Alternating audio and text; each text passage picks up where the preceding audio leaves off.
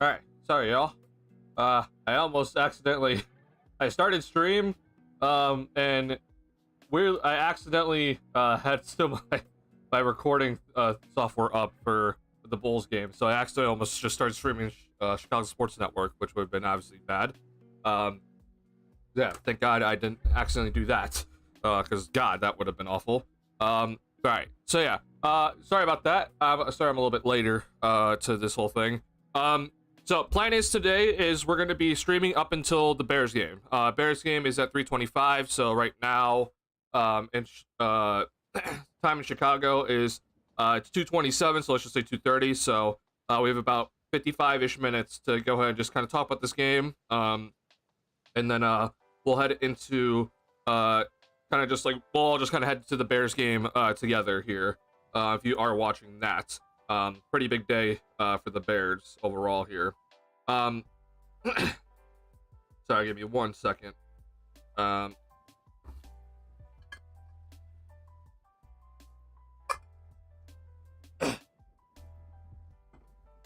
Okay, so I was not expecting Joel Embiid to play in this game. The fact that he did play is actually really shocking to me. So when I saw that he was gonna play, I'm like, okay, well, this is a rough one for the Bulls because even if Embiid's only like 85% of himself or whatever percentage he is really, he always kills the Bulls. He has always killed the Bulls in his time. So it's not shocking to me that this was a day where he just killed the Bulls still. And you know, props to him. I think that he really just destroyed the Bulls on the interior. Rebounding wise, the Bulls got completely killed. And just obviously this team has defensive problems kind of all over the floor. And when there's a big man and with this team's lack of size, the Bulls are really going to struggle. So they had their serious issues. I think overall the defensive effort in this one was like, it was all right. Like, I think we saw specifically like on like Paul George. So like between like Io, between Zach, between Kobe, I think they did a pretty decent job on George all day. They didn't really let him go off. Maxey though was giving us some serious problems on the perimeter, and he really caused some serious mismatch issues and was taking advantage of it. And Embiid started 0 for 7, and the guys just suddenly let him just keep getting to his spot. I am aware that it's impossible to stop Embiid. Like, even again, if he's only like half of himself, like he is still an impossible guy to guard if he's hitting that mid-range shot. But while we always look at like, oh, well, Embiid went off in this game, I always tell people like, sometimes it's not just like, oh, Vooch didn't do his job necessarily. I still think that the perimeter guys were not doing a good enough job where you would see, like, for example, like the simple pick and roll set that they would run. And sure, Embiid gets like a one-on-one matchup in the middle of the floor against Vucevic or Jalen Smith, but it's really the fact that the perimeter players did not do a good enough job to force them to go up higher and force maybe Embiid at the top of the key instead of allowing him to be kind of set up from the elbow from like 16 feet immediately. That's on the perimeter players as well. That's not just on him. That's not just on Vooch. It's not just on Jalen Smith. And I actually think that this is one of those games where I'm going to be critical of Donovan because I think Embiid, because he wasn't really himself fully, they should have really tried to force Embiid to like take threes. Embiid was taking some early, and then he stopped taking them once he got it kind of going inside. This was one of those games where like I think you can kind of live with the three ball from him, and you just kind of live and die by it. But the other thing that I think they should have done, which is I was just a little bit shocked that they didn't do it, is they needed to find a different sort of defense for the middle of the floor for when guarding Embiid. Stacey was talking about like how guys should be coming over from like, you know, whether it's top the key over from like where Kobe maybe is, or where I guess in the case where Lonzo's guarding a lot. I think that's an option, but I think what Billy really needed to kind of think about is if if you can find a way to push Embiid, like let's say they run the pick and roll set and then get Embiid to the middle of the floor, you need to find a way to push Embiid like up higher so that he isn't like set up and can just like face up and just shoot it. And I think Billy needed to figure out some sort of different pick and roll set where I understand that the Bulls are always going to be drop zoning with Vooch because of Vooch's lack of mobility, which is not his fault. But I think that the Bulls may have had to think about, like, okay, if Embiid's going to be setting the screen up high, then how can we, like, push them up? Like, Kobe kind of talked about it when he faced the Pistons. Like, the defense would push them up higher so that the big man's forced to come out farther up into the perimeter area to catch the ball. So whether it was a blitz maybe that they needed to try to use, or the other thing that I was potentially thinking about is like making the other like perimeter players, let's say like kind of on like the weak side, like kind of come up and be ready to kind of guard off one side of the pick and roll. So let's say if it's Maxey and Embiid coming up to the pick and roll at the top of the key, have one guy from the other side, or like the weak side, kind of like show and be like, hey, you're not allowed to come this way. So that like stops them from like coming over to that side, or like rejecting the screen in a sense. And then you know that no matter what, that they'll be like taking the screen, for example. Excuse me. And sorry. And then you can try to see if you can like force the 76ers to kind of be more up higher, and not allow Embiid to get into the nail, and just hit that 16-footer. I understand though that is very hard. The reason why Embiid likes to work in that area is because it's a very hard place to double team. Double teaming in the middle of the floor is a very tough task. There's a reason why I always like kind of point this out with like how Jokic and Embiid work. The spacing's different, right? It's not always like how like when you're on the low post where like the big man is kind of still by the rim, and then the perimeter players can kind of just like work around and kind of switch everything. If the big man is in the middle of the floor at the free throw and like the elbow area, it actually puts a lot of stress on the defense, because if they ever do double team, it's harder to rotate. And if at any point you do double team, that side of the floor that you double team from, it is very weak. There is no rotations to effectively recover on the defensive end. So it really puts the defense in a tough spot. So I think double teaming is a very tough task. I don't really know what else the Bulls could have done maybe when Embiid got the ball in that sort of spot. Maybe individually Vooch should have like forced them like always one direction, and then the defense has to just like kind of collapse onto him and then force it back out. But it's a tough task at that point. Like I don't even think the best defensive teams can really figure out what to do with Embiid when he gets there. Especially if he's just hitting his shot. He wasn't hitting his shot initially, which made the Bulls look a lot better than they probably were at the beginning of this game. Embiid was getting that shot easily at the beginning of the game. He just missed every shot. So I think that when he started to knock him down and the Bulls can't get out in transition, you just see the serious problems that Embiid causes. At the end of the day, it's probably a personnel problem. So I'm not going to be too critical of Donovan, but I do think that this was one of those games he probably could have implemented some different level of defense. Like, for example, against the Boston Celtics, they just switched everything. Obviously, you're not going to do that against the 76ers because that causes way too many mismatch issues. But yeah, I think that he could have gotten maybe a little bit more creative and to prevent Embiid from catching the ball there. Maybe it was just like an early rotator, honestly. Like you do your typical set, but like you early rotate so that you take away the middle of the floor quickly, and so you force the 76ers to have to launch the pass over to the other corner instead. But at the end of the day, this is the reason why the 76ers are supposed to be good. They're really hard to guard when you have all three stars out there. George wasn't even really himself. He was missing some threes they should have knocked down. But when Maxey's out there and looking like himself, which he really hasn't, he's had some struggles this year. And Embiid is still just, 80% of himself or whatever. It's hard to guard these guys. It's a very tough task. And the 76ers needed this win, and they got this one. So props to them for getting this one at the end of the day. I think the Bulls overall on offense, they looked really bad from the second quarter on. Individually, guys just seem to not really be that engaged. I think that some three-point shots that the Bulls were used to hitting obviously didn't go down, but we saw some individual moments where you're just like, I don't know what these guys are doing specifically. if it wasn't for Zach tonight, I don't know, or today, I don't know what the Bulls would have put up today in terms of the points numbers. I mean, like, he scored 30, so like that's Zach LaVine-esque, but let's say it's just you replace Zach with some just like normal starter, I guess, then this team doesn't get to 100. And the 76ers team has had some struggles defensively, and that's just not good to see. Nick Nurse is a very smart coach when it comes to implementing a zone, and the Bulls in the second quarter, in the last game against the Pacers, and then in this game against the 76ers, they just always go up against a zone defense that seems to kill everything on offense, specifically in the second quarter. And I think teams are starting to recognize now that they can actually implement this sort of zone into the system defensively against the Bulls, and it can be actually pretty effective, especially if Vooch isn't going to be like, constantly knocking down those like mid-range shots.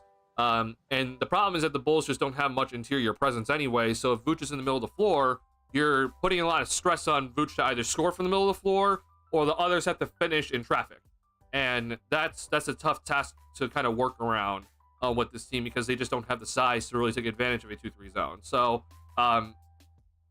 Billy's going to have to take these next 4 days, because the Bulls don't play till Friday now, to kind of work out like what to do on offense if there is a zone defense. I still think that Vooch needs to be a scoring threat in the zone instead of having him be like the distributor in the middle of a zone defense and have him like in the middle of the floor constantly. I would much rather kind of place him baseline so the defense is constantly worry about him there. But then who's going to be the guy in the middle of the floor, right? So that's going to be kind of like the task that the Bulls have to work on. But then either way, though, individually, like Vooch has had like one hell of a season, and he just really wasn't searching for his shot. He got into foul trouble, which didn't help him in the third quarter. So I do admit that was an issue. But Kobe, like, he was missing some shots that like he just needs to start hitting. And he also took some shots I'm still kind of scratching my head at. I think Lonzo, obviously, like, he didn't look like himself at all today. He missed a lot of threes that usually go down for him. Buzella's going to hit a shot, and I do like his confidence, though. So it did kind of just suck at the end, where it was just kind of all on Zach, and Zach going to do everything by himself. Really rough day in terms of the scoring for the Bulls, which is not what we're used to seeing. After a pretty good first quarter also. I thought the Bulls in the first quarter got good shot quality. They got out on the fast break a lot. They didn't break the 30-point mark in a quarter after the first quarter. I think that's disappointing, because this Bulls team is supposed to be better on offense overall. So this is what Embiid does to you. This is what happens when you're a Bulls fan and you got a guy that constantly kills you. And I really am frustrated overall with how the Bulls offense just kind of died when it really, the zone defense should not be a reason why your offense dies.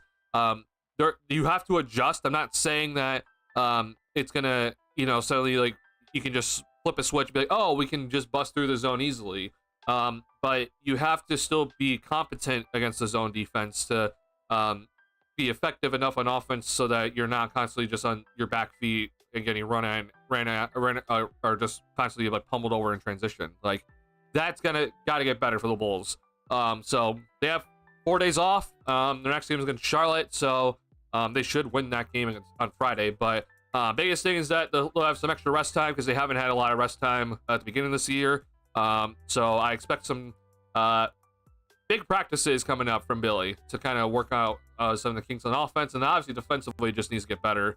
At the end of the day, while the 76ers only scored 108 points, the Bulls still give it 54 points in the paint. That's not good enough. You got to do better for the Bulls. This just cannot happen. I am aware, though, that this team is supposed to just give up as many points in the paint as possible because they're just small. But this needs to get a lot better. This cannot continue to happen, especially against a team like when you're facing Embiid. So, disappointing overall. I think that's overall pretty a disappointing effort tonight, even if you are supposed to lose to this team. I know the 76ers have had their problems this year, but if Embiid's playing, then I do think the 76ers are better than this team. This is not kind of one of those losses that I was expecting, how you would lose this game. I expected a higher scoring effort and you to not only score 100 points. This should have been better individually from everyone kind of overall today. I keep saying tonight because I'm used to tonight. I do apologize, but it is in the middle of the afternoon. What's going on, Charles? I appreciate everyone being here. Thank you guys so much for checking in on the football Sunday to watch the stream. If you have not already, hit the like button. Helps me out a lot. My chat is broken. Hold on one second. We're gonna pop it back out. All right, and it's still broken. Okay, cool. I guess I'll just do it this way. Billy's thought process feels like, hey, Kobe's playing ass and shooting bad. Let's keep him closing over Giddy, who's actually giving good defense and need rebounding this game. I don't necessarily say that, like, oh, we need to have Giddy in. I do think that maybe Kobe should not have been in to end the game. And it was more so just that he just seemed to not be himself today. And I know that he's still kind of recovering from his sort of injury, I guess. So I'm still going to kind of give him a little bit of benefit of the doubt, but I actually personally thought that Buzelis should have probably been closing this one. Buzelis was in the fourth quarter for a lot of the time, so I am happy to see that. I was just a little bit shocked that he came out. So I guess I would personally would have had Buzelis. I know he wasn't like really doing anything today, but I wanted the size out there to really try to see if I can maybe find a different way to guard Embiid. But if I had to choose between White and Giddy, I would have probably chosen Giddy to close this one. But I personally would have had Ball and Buzelis be the other guys in with Vooch, Levine, and Dosunmu to close that one. I thought that lineup would have been probably best. You have a little bit more defense than usual. And you have a little more size than typical. So I personally want to close with that lineup. Billy, though, is Billy, so I don't exactly know what was going through his head at the time. I will say, though, that lineup does lack shot creating ability, but I think just because Zach is just kind of himself today and Kobe isn't, then I would have just trusted it. But yeah, I could see it, that Giddy should have maybe been over White if we had to choose between the two of them. But yeah, either way, though, it's rough. Like it's just a rough situation for today because defensively things are just not exactly great. Yeah, need a 30% Kobe shot there to close. I mean, I'm gonna give Kobe some benefit of the doubt, but he has had some serious kind of struggles, kind of even before the injury did happen, or maybe he was already dealing with the injury. But I mean, this is kind of what I've told people. Like, I don't know what exactly Kobe's ceiling is, but I do have kind of an idea that last year was his ceiling, and we're kind of seeing a similar type of year from him. It's just that now, like, we don't really know when the good games are going to come, when the bad games are going to come, right? Kobe started out the year last year really bad, if we all remember, and he had a pretty horrific kind of October into November, and then kind of in mid-November when guys started to kind of go out, then he kind of exploded, right? So I think for us, again, it's about that we have to understand, if we expected Kobe to kind of ascend this year, I think that we have to maybe taper our expectations to where it's like, okay, maybe he's not gonna like suddenly become like this, like, 25 point per game scorer that maybe people thought. I'm gonna still give him some benefit of the doubt because he's had some injury issues. And if you're not 100%, just like how we saw with Zach LaVine last year, then it's hard for you to really be effective day in and day out. So I am gonna give him some benefit of the doubt. He is returning. It's the second game back from returning.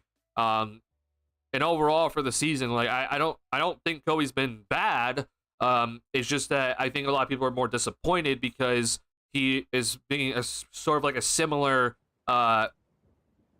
player to last year, which we all thought maybe that he would be better than last year, especially now that DeRozan is gone, and you should have kind of more responsibilities on your shoulders this year. But that clearly, hasn't been the case, right? He's been arguably a little bit worse than last year overall. The numbers are like very, very similar, though. I mean, like, we're talking about 19 points per game to 18.3. The shooting percentage is very similar. The 3-point percentage is the exact same with more attempts. So that's overall good. Like, to see more attempts and the 3-point percentage to stay the same is great. The free throws are the exact same. Turnovers are similar. The steals are a little bit more, but the assists are a little bit down. But it's eerily similar to last year. It's like almost identical. So this is probably who he is. I think Bulls fans kind of, you know, well, there's still time here, but I do think Bulls fans need to kind of like lower their expectations with Kobe, and they might need to start thinking about like what's the future with him. So no one on his team should be safe. I think the only person that is safe is Buzelis at the moment, from being traded. But like I said, though, no one should be safe. Like no one should be like guaranteed safe on this team. So I think it's an interesting discussion to kind of have when it comes to Kobe White's future of this team. Third quarter with 8:16 remaining and 6:40 remaining, just before those points were two mini box outs. Zach just left 3 offensive rebounds for the 76ers. So I think Zach left one that was pretty egregious by him. He was attempting to box out Paul George, and I don't think he did a good enough job, and George got the offensive rebound in that one. I think that there are some, though, where Zach was put in a rough spot because the ball was basically kind of like, it bounced like over his head, and on our angle, it looks like he's pretty close to it, but for I think if you're on the floor, it's a little bit harder, like just individually to try to actually get that. I do think one of them, Buzelis, kind of like leaked out pretty quickly, and he probably should have been there for the rebound. It wasn't one of those situations where I thought Buzelis needed to leak out, and I thought that it put Zach in a rough spot because there's 2 76ers right there. I do think, though, that Zach gave up one to Paul George that was pretty bad, and he just needed to do a better job boxing out. George is 3 inches taller than him and much bigger, but he needed to box him out in that specific scenario, definitely. And I do think there was also another where Zach gave up an offensive rebound to, I think it was Kelly Oubre, or maybe it was KJ Martin in the second quarter, kind of near the end of the second quarter, where Zach got the ball, but they just stole it from him as he tried to come back down with the rebound, which I think is, I think he overall was, that's just not good enough. You gotta handle the ball. Overall, though, it's not just him, right? I think that like that was part of the problem, was that Zach, missed some defensive rebounds, but I think everyone missed some defensive rebounds tonight. I mean, you gave up 20 plus second chance points to 76ers. They gave out 10 offensive rebounds. It's not just Zach. I think a lot of people kind of missed some assignments when it came to defensive rebounding today. Sorry. So yeah, Zach, I think had some egregious, like 2, I would say. But yeah, overall, though, I think it's a team-wide issue tonight that needed to be better. I think that was overall. I don't know if that hurt obviously the Bulls' chance to come back. But overall, though, I mean, we're just talking about just like constant points, right? That the team just needs to just fix. At the end of the day, though, this is a small team, so they're gonna give up offensive rebounds. It's just kind of reality. So it's gonna be kind of a tough thing to think about. But yeah, guys still gotta be better at the end of the day. 3 players play defense this game, Giddey, Booz, and Ball. I don't think that's necessarily the case. I actually think Levine, Dosunmu, and White did a pretty solid job on George.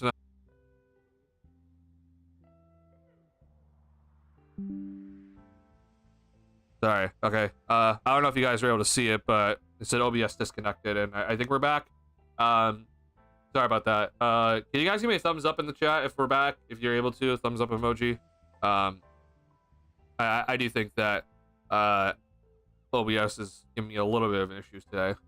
I don't know why. What's going on, Britt? Very impressed that Billy played Matas in the clutch. I was also happy that he played him down the stretch, but I think he should have ended the game personally. But yeah, good overall minutes though.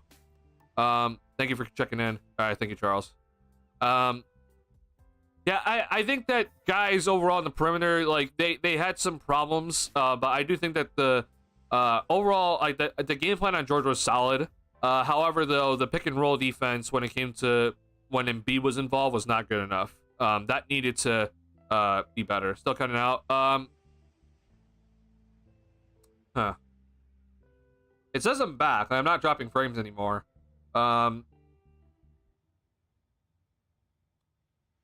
Test. Hello.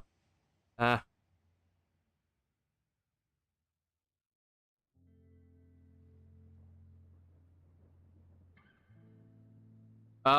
Brett, can you refresh just to see if that will do anything?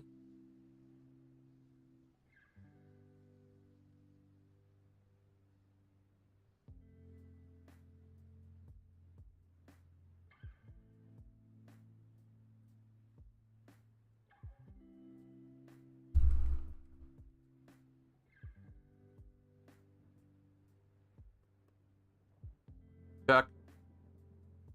All right. Good. Just let me know. If it's still bad, just let me know. I'm just gonna continue. Oh, sorry. I'm looking at my back feed from it. It looks fine.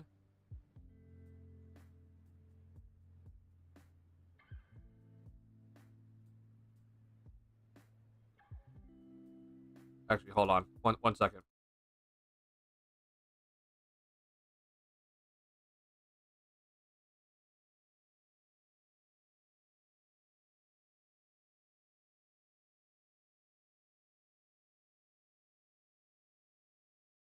It's all good for you? Okay, hold on.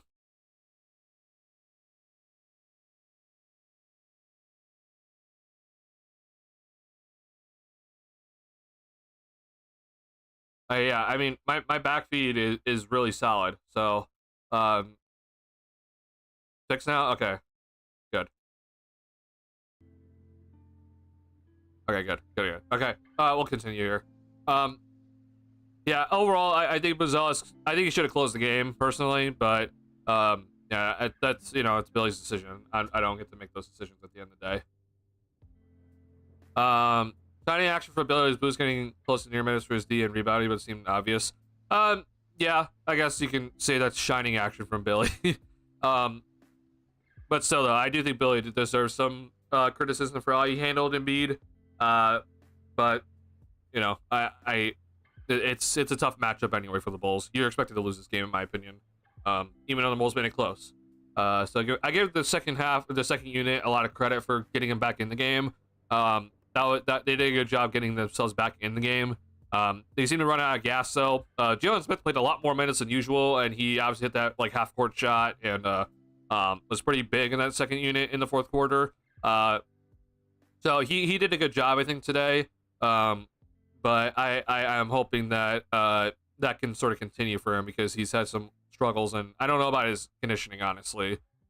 He does seem to not be able to play as many minutes as or consecutively.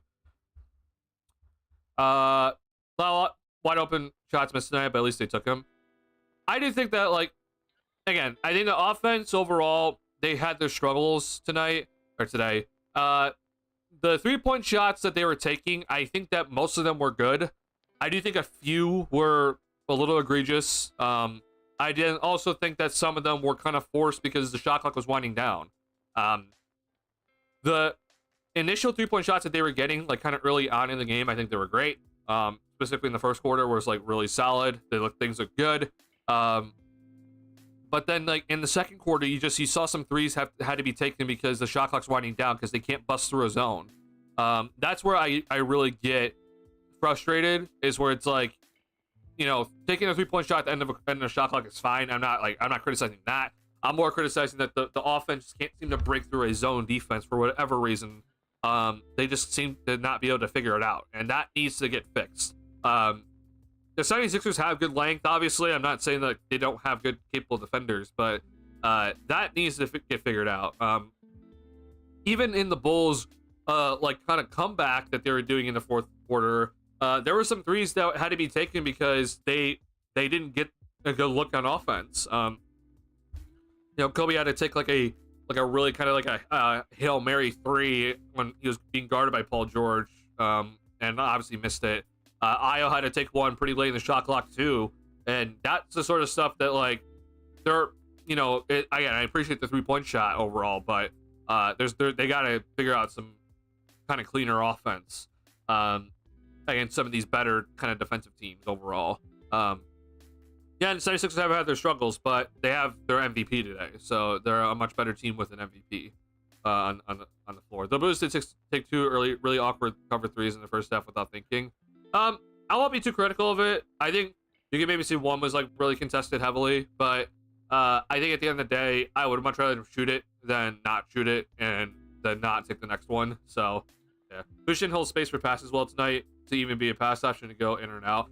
So there are a few plays where he was posting up a guy in the interior, and then we saw Zach and Giddey try to give him the ball, and Vooch just, like, you know, the ball was stolen. And so on the box score, it's a turnover for Giddey, turnover for Zach, but that sort of play, I think it's on Vooch. Now, the biggest difference, though, between obviously the 76ers and some other teams is that if there is a mismatch, that mismatch, usually the guy is a little bit bigger, right? So instead of you posting up a 6'3" point guard, you're probably going to post up a guy like Kelly Oubre, or a guy like Paul George, or a guy like Gershon Yabusele, guy like KJ Martin. Like, those guys, while they're not, humongous. Oh.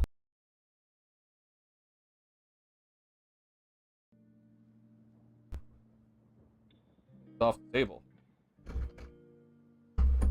Wow, okay, sorry about that. Check.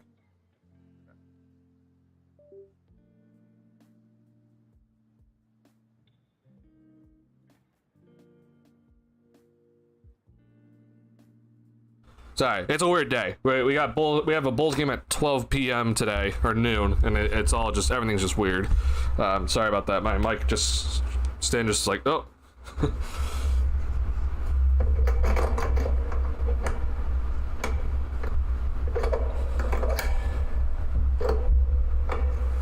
Alright, sorry about the noise. So yeah, I do think that with Vooch, like, he needs to, like, I understand that those guys are bigger, they have more length. They're gonna be they're gonna play the mismatch, like, they're gonna really be tough, and they're gonna make Vooch really have to work. Oh, my camera stopped. Oh, hold on. Why did this happen?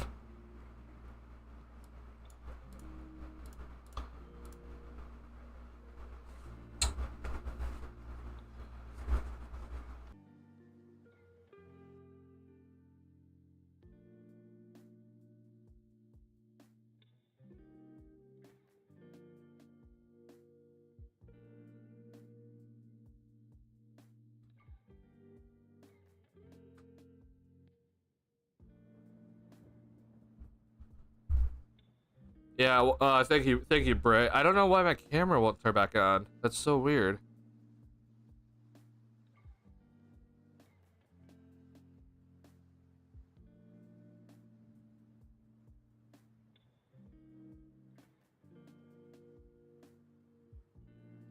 What the heck? Oh, here we go. Okay, we're back.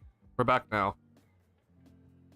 Wow, okay, yeah. So my mic stand fell over, or like it started coming off the desk, and then I guess it jiggled the camera cords. So sorry about that.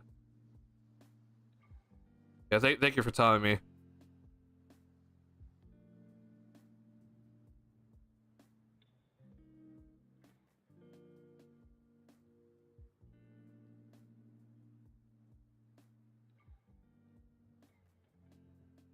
All right.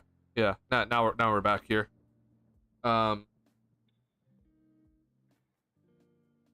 Sorry, this is a very scuffed stream, and I do apologize. I don't like when the things are like this, but I just bear with me. Sorry about this, guys. Yeah. Okay, so to finish my thought though, I really am, like, I'm frustrated with Vooch when he doesn't, like, really do a good job sealing his man. Vooch overall this year has done a good job of, like, sealing his man when he has a mismatch, and he makes himself big, and so there isn't a way for the guy that's smaller than him to kind of come up behind him and poke the ball away, or get Vooch kind of off balance, and so he isn't able to catch the pass. That happened too much today, where Vooch has a mismatch kind of in the middle of the paint, and Levine or Giddey throws him the ball, and Vooch is then, like, kind of knocked out of the way, or he's, like, kind of knocked off balance, and so he isn't able to catch the pass cleanly, or the guy is able to kind of sneak up behind him and, like, poke the ball before it gets to him. That is a problem, and that was an issue severely from last season. It has been much less this year, and Vooch has done a good job of sealing his man, but today he didn't do a good enough job. So I don't know if it's just, he was more fatigued defensively because he has to guard Embiid, so maybe it was that, but he's that can't happen if he really wants to get those opportunities inside. So I thought the Bulls actually gave him some opportunities today. He just was not ready for the ball, and he didn't steal his man good enough. Yeah. Really at the mid-range shot. So well, oh yeah, Embiid was killing us from that nail. carried the first quarter hard on both ends. I think Giddey overall today looked pretty solid. It's not exactly like perfect in terms of what I want from him as like more of like an off-ball guy.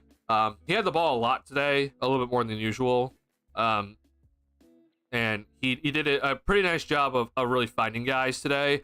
The 3-point shot obviously still is a work in progress, so it's kind of just be up to that. But I do think defensively he was doing some good stuff today.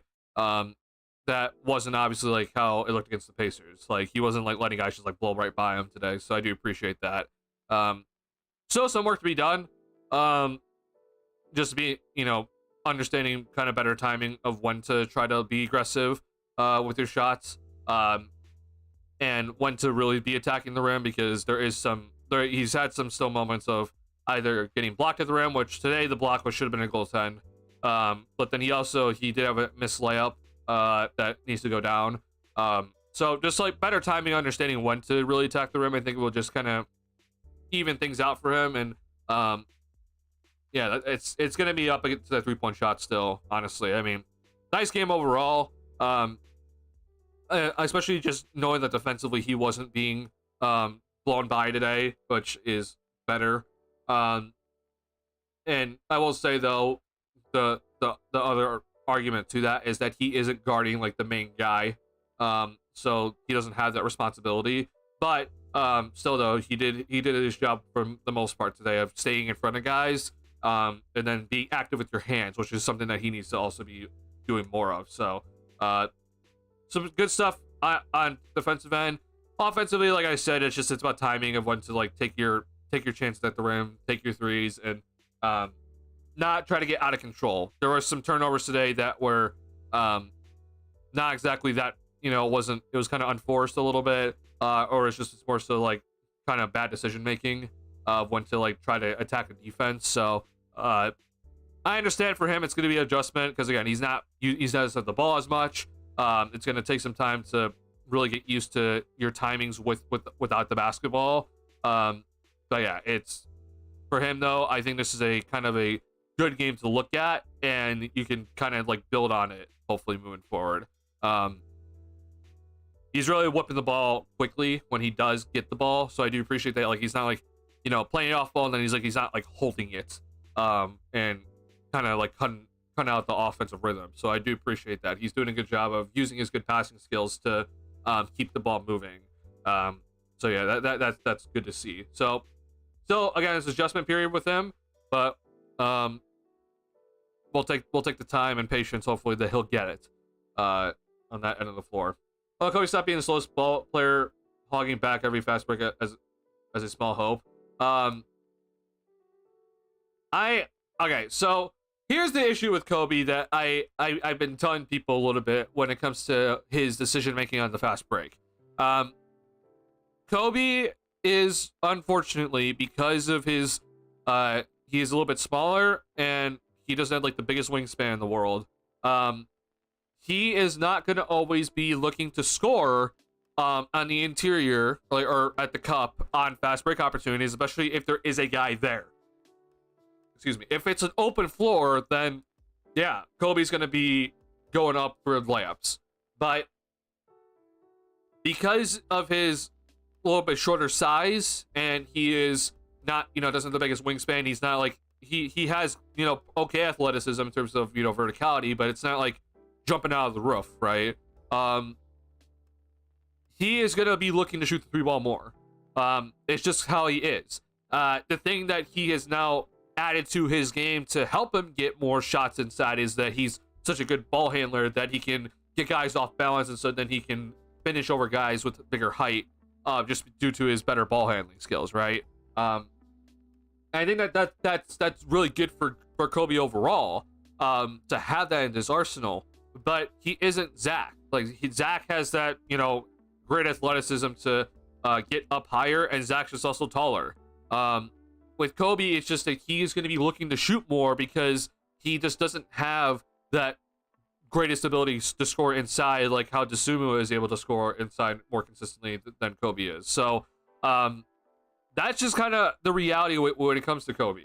I don't mind fast break threes. I really don't. Like, I really don't have any sort of issues when it comes to fast break threes. I think it's honestly a pretty decent time to actually take those shots, unless obviously you have a wide open court and it should be a layup, right? If it's a 3v1 fast break, you should be getting a layup out of it, unless it's Victor Wembanyama standing back there. Which in that case, then if you shoot a three, if it's Victor Wembanyama or Rudy Gobert standing back there, that's fine. Like, I'm not going to be upset about it, because that's a really good shot blocker, and if you taking a layup in that sort of situation actually just gives advantage to them, and you don't want to give the defense any sort of advantage on a 3v1 fast break. But when it comes to like when people see 3-pointers taken on a fast break opportunity, and it's not like a very guaranteed 3v1, 4v1 fast break, and it's not a shot blocker back there, right? Like, I honestly think that taking those 3-point shots are fine, and you're going to see a guy like Kobe taking more of those more often. I know one of those other guys that does it more often is Lonzo, and I don't think people really complain about it too much because he's just Lonzo, but Lonzo doesn't really look to score inside at all. Because Lonzo in his entire career has not done that, right? Lonzo doesn't finish well at the basket. He also just, on the fast break, he usually isn't a guy that is finishing shots. He's usually the guy kind of leading the fast break and making decisions on the fly. But if Lonzo at any point is going to take a shot on the fast break, it's just going to be a 3-point shot, right? He's not going to be taking a layup most of the time, because that's not what he does. He's just not a finisher on the interior. He just isn't. So, I think that this is a little bit of like Bulls fans kind of being like, I can understand your frustration, but you're also kind of a little bit like, oh, this is not what I expected. This is, we should be kind of doing what you think is more the simple play. But in reality, like, I'm gonna be okay with it at the end of the day. Again, if it's 3v1 fast break and there's not a shot blocker back there, then you obviously should be taking a layup. But if it's a shot blocker is back there, or if it's like a 4v3 fast break, like, that's not exactly open. Guys can really pack in the paint on a 4v3 fast break or a 3v2. They can just really cover up the paint, and so the open shot is a 3-point shot.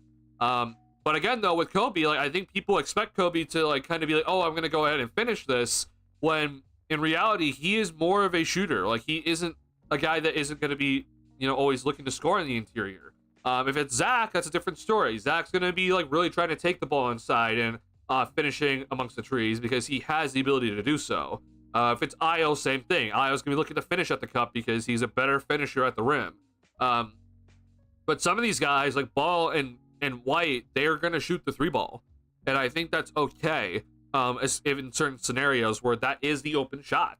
I understand that some people think it's not the most ideal scenario, but if it's a 4v3 fast break and you get a 3-point shot out of it because the defense is packing the paint, that's a good decision. Like, that's not bad.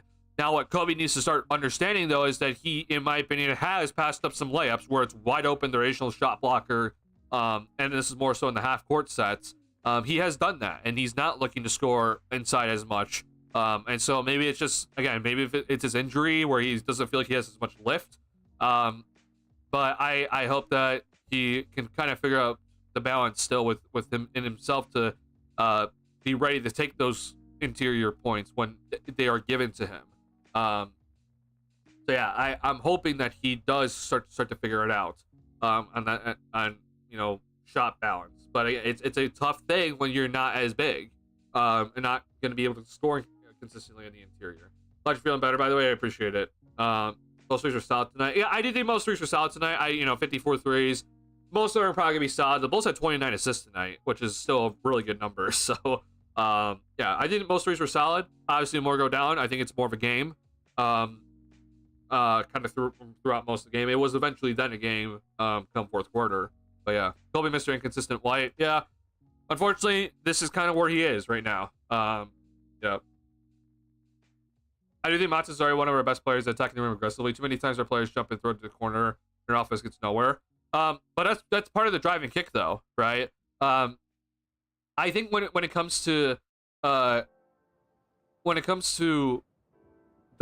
driving kicks, like, oh, we're gonna drive hard and throw it back out to the corner, you have to understand the personnel on the roster, right? I mean, from the two guards that have the most finishing ability, it's Zach LaVine and Ayo Dosunmu, right? The other guards, though, in terms of White, Giddy, Ball, Terry to an extent, right? If you want to count Horton Tucker in there, then I'll say Horton Tucker is more of a finisher. But a lot of these guys, like, they're not exactly the best finisher at the rim. Even Patrick Williams is another one of those guys where you don't really finish that well at the rim.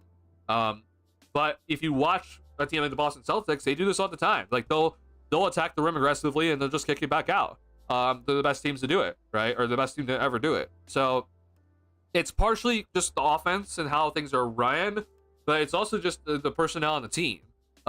If you have better interior scorers, then I think you see those guys really attacking the rim and finishing at the rim more consistently. But because you have a smaller team, you have guys that don't finish as good on the interior, you're going to see more driving kicks. I think at the end of the day, that's okay. I'm not going to be too upset about it at the end of the day. Why is Kobe always jack up 30s and fast break? So I did just answer that, Migs. But, you know, you have a right to disagree with me, but I'm telling you my personal reasons why. Think Kobe doesn't think. I think Kobe is thinking, though. Like, I do think Kobe, he looks at the situation and is like, okay, if there's a bigger guy that is back there in the paint and it's a 2v1 fast break, then I can get a 3-point shot open from this sort of scenario. And then I think that that's a fine thing to take. I mean, if you're getting open threes, like, I'm not going to complain too much about it. Again, if it's a 3v1 fast break and, you know, a guy back there is not much of a shot blocker, isn't that big, then you should be taking a layup. And Kobe has messed up on those sort of scenarios. But I do think that there are moments where it's overall fine, where Kobe does take the three this year. If you're a GM, what's the first move you're going to make in order to improve this team? It's a rough decision, but I think that you're trading somebody to get value. I don't necessarily know who that is. I think obviously Levine and Vucevic, your two guys, are trying to get off. But if Kobe's the first one that can actually be kind of traded and you can get some serious value out of him, then I think you go ahead and do it. I think that's fine at the end of the day. Kobe's basketball IQ is met. I do think Kobe is not exactly the smartest player in the world, but I'm not going to be like, hey, you taking a 3-point shot is going to make you a poor decision maker. That's not something I think kind of makes you a poor decision maker. A lot of players in this league take 3-point shots on the fast break because that's the open shot. You know, Smith, Mountains, Buzelis are some great forwards built around for the future. I think Buzelis can be the building block potentially. Again, we'll see. Smith, in my opinion, just from what I've seen, I'm happy overall with how he's played. But I do think that he is more of a bench role. I think he is pretty much just going to be like a really good backup big man. I don't really see starter in him unless he's like going to like turn himself into like a starting 4. But overall, I think Jalen Smith's not much of a starter for the future, honestly. I think he is a pretty solid bench player that can like play a lot of minutes off the bench if he can kind of get his conditioning right. But I do think at the end of the day, you're looking at probably more of a bench role for Jalen Smith in the future. Curious me about Zach's on-ball defense has improved a good amount, but his watching backdoor cuts in the corner is so bad. That's what you're just going to get with Zach. I think Billy this year has done a better job with Zach, that he's guarding, like, he's on ball more. Like, you see that Zach's guarding guys more on ball this year, which is his strength on defense. Like, he's not an off-ball defender. He never will be. He lacks, you know, the interior size to be a really good off-ball help defender. And then obviously you see that his awareness isn't exactly there on defense when he's playing off-ball. That's just how he is as a player. I've always said it, like, Zach on ball is a better defender than people think. Zach off ball, though, is always just gonna be a bad defender. He doesn't get rotations that quickly enough. He's always kind of concerned to where his guy is on rotations, and then when you do need to rotate, he isn't there. Or when he does rotate, he then forgets his man. It's always one or the other. So Zach off ball will always just be a bad defender. He always will be. It's just never gonna change. But on ball, though, I think he's a little bit better. That's the reason why you see teams, though, a lot more this year where they're not seeking out Zach. Like, if Zach is guarding a guy on ball, they tend to actually screen him away from that guy so that he can be off ball, because that they know that's how you try to take advantage of him. Or it's just the fact that, like, he's just a better defender on ball than people understand. Oh, the Kobe fast break comment with jogging as defensive end. I've seen Roseman being the nearest at the back yet last get the last there when the team goes on a fast break versus the Bulls. Oh, I see what you're saying. So you're saying that he's not running back when he really should be, even though that he might be the closest guy. So like, let's say a shot goes up, but he didn't shoot it. He should be the guy, the first one back. I think he has been a problem with that, but I also think that he also isn't the only one. I think we can look at everybody honestly, that if you're not the shooter and you are a guy that is on the perimeter, you need to be the first one back. But you see guys everywhere on the court that aren't the first one back. I think even Io has been kind of a guy that isn't exactly getting back on time, and he needs to be the first one back. So I think that that needs to be something that everyone needs to just kind of work on, not just Kobe, but Kobe obviously has been part of the problem with it.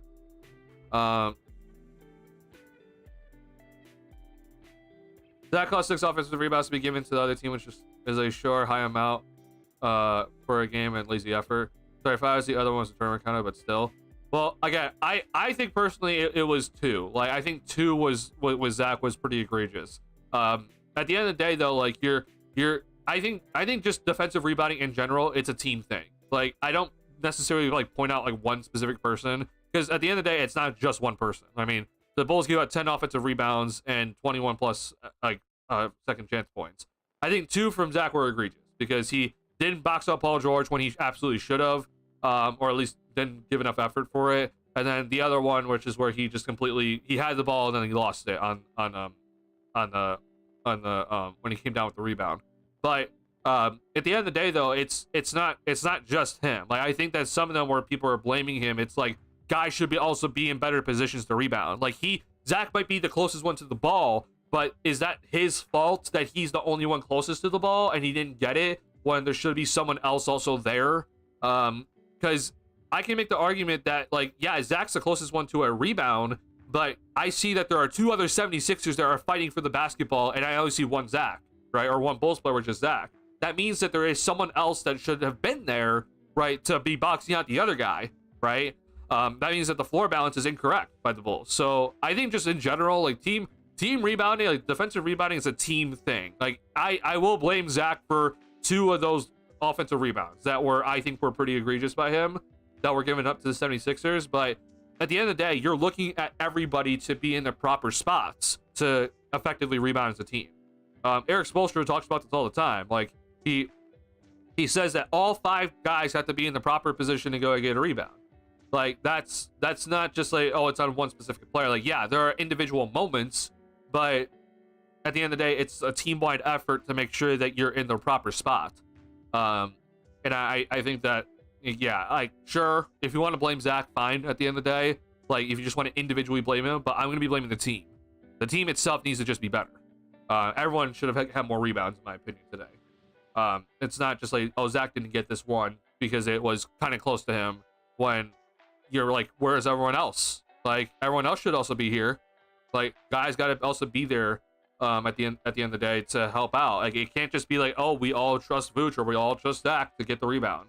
That's not how this is supposed to work. Everyone needs to be getting the rebound. Are there any realistic expectations for teams to trade for Vooch besides Warriors, Lakers, maybe Grizzlies, in your opinion? The Pelicans were with the team, but now no more because of the injury issues. Yeah, I don't know, honestly, with Vooch. I think it's pretty slim. The other team that it's just unironically, it's like the Magic, but I don't think they'll do it.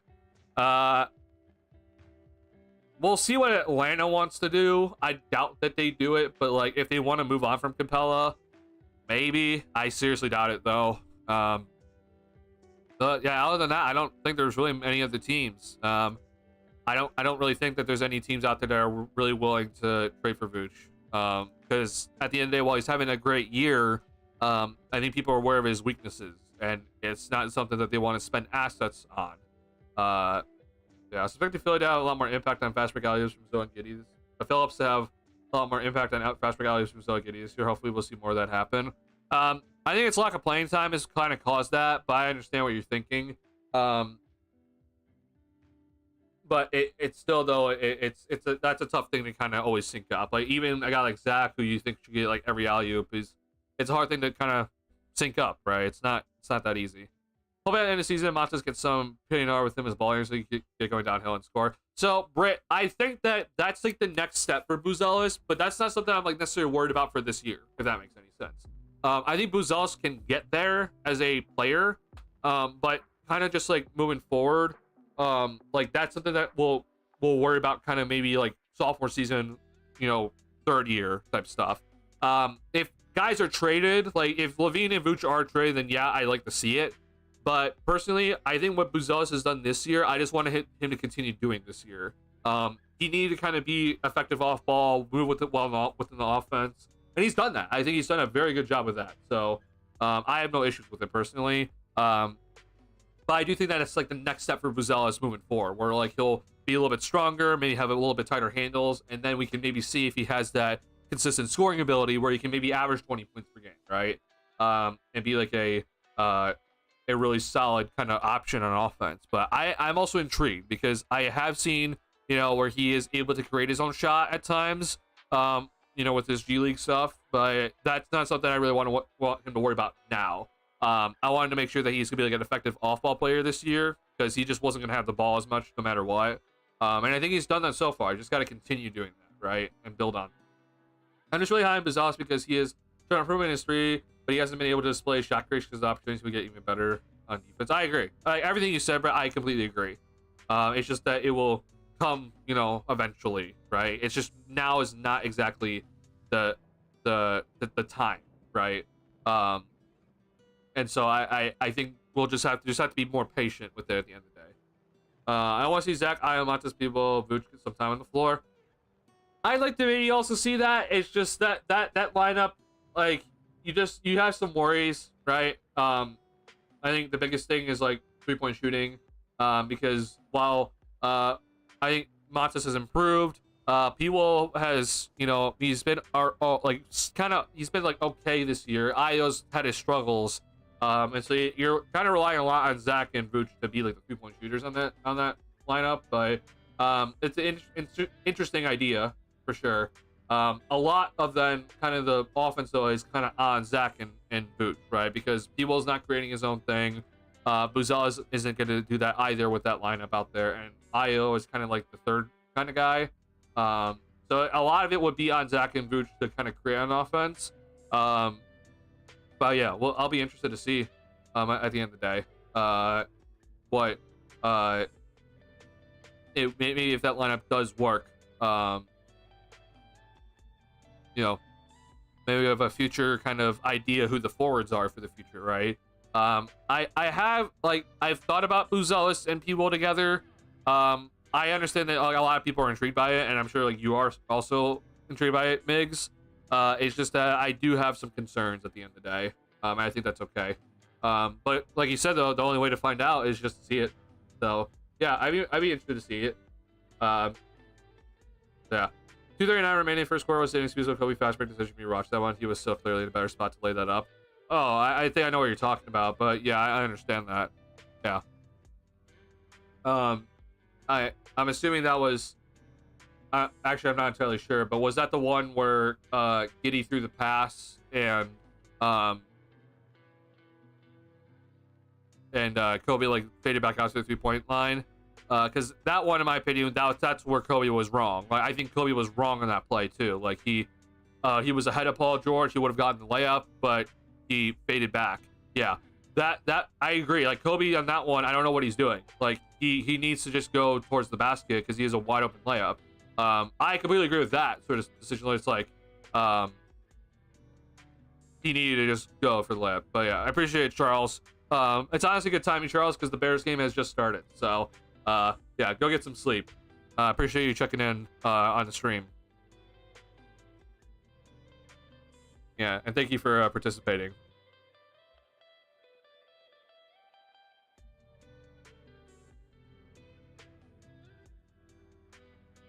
Yeah. All right. So this is gonna be the end of the stream, y'all. So I just want to say thank you guys so much for checking in. Whether you're watching now, so like Britt, Charles, Migs, thank you for all just checking in.